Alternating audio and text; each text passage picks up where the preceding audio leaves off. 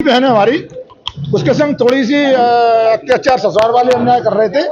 मैं उसी की सहयोग करने के लिए आया था और एसपी साहब हमारे धर्मी जी यादव जी हैं, मैंने उनसे आग्रह किया है, उसे आश्वासन भी दिया है और कहा है कि इस बच्ची को रानी को न्याय मिलेगा और उसी न्याय के लिए मैं आया था।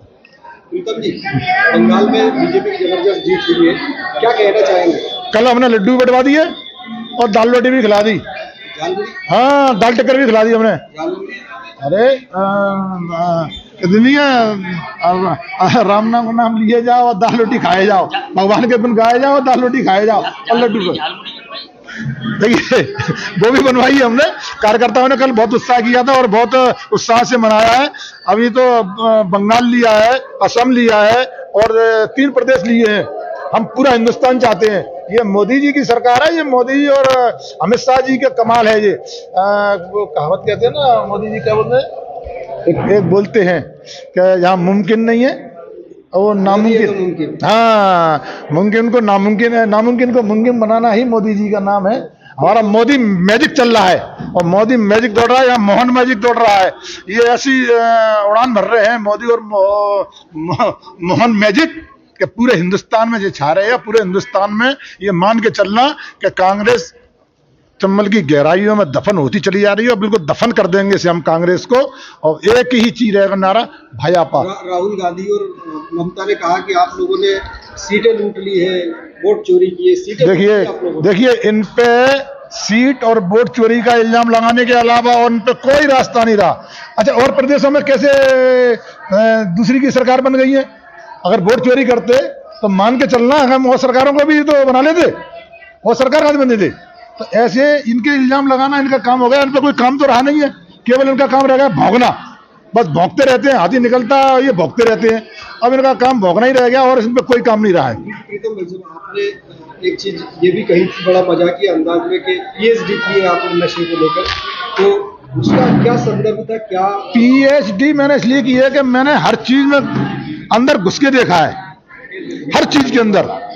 जैसे हर सब्जेक्ट होता है ना कि पढ़ने में तो सब्जेक्ट रहता है, ऐसे ही मैंने हर सब्जेक्ट का ज्ञान किया है। तो मैंने नशा में भी पीएचडी की है, उसका भी मैंने ज्ञान दिखाया है कि इसमें है क्या। सिवाय इसमें नुकसान के अलावा, मैं नौजवानों को आपके माध्यम से आह्वान करना चाहता हूं, नुकसान के अलावा सूरत भी जाती है, सेहत भी जाती है, सीरत भी जाती है, सभ्यता भी जाती है, सुंदरता भी जाती है और सब कुछ चला जाता है नशे में। तो मेरे नौजवान साथियों, अगर जा रहे हो तो वापस लौटिए और मुख्य धारा में जुड़िए और अच्छे विचार लाइए। मैं नशा में आह्वान चलाना चाहता हूं, मिशन पे जा रहा हूं मैं। आपकी सरकार है तो क्या आप मांग करेंगे कि नशा मुक्ति हो, बंदी हो? मैं नशा अभियान मिशन पर जा रहा हूं। मेरे 2 ही मिशन है मेरे पास इस समय पे।